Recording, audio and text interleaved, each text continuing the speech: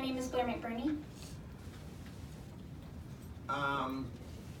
Yeah, your position on the bill and who you represent.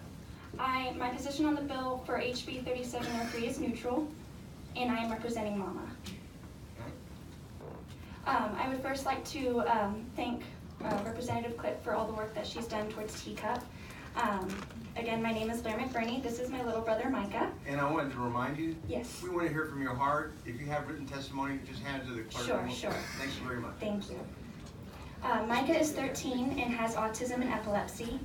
He's a very loving, sweet boy, loves Christmas music all year long, and he is the light of my life. A few years ago, Micah started having severe anxiety, which manifested into self-injury and aggressive behavior. If we said, and because I cannot say them, I printed them out on paper. If we said certain words, we would get attacked. If we stopped at these, he would go into a rage where he would slam my head into the window and he would kick my mother in the face while she was driving. Sometimes he'd throw himself into walls or hit himself in the head so hard he'd start crying. He'd throw chairs into windows and dishes across the kitchen. So for a time, my family couldn't leave the house. We were quite literally prisoners in our own home. My parents had to stop going to church. We couldn't go and do things as a family anymore, and there was a lot of stress and conflict in the home. So last fall, Micah's epilepsy was actually determined to be intractable. So his doctor decided to try Epidiolex. I'm not sure if you're familiar with it. It's the FDA-approved CBD.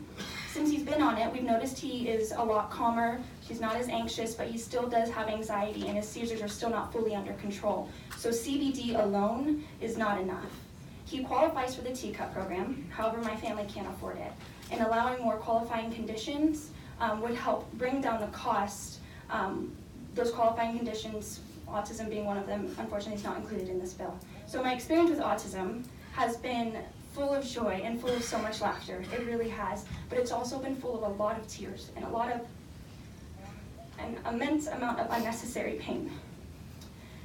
When and if my parents can't take care of him anymore, I am his primary caregiver. So, excuse me.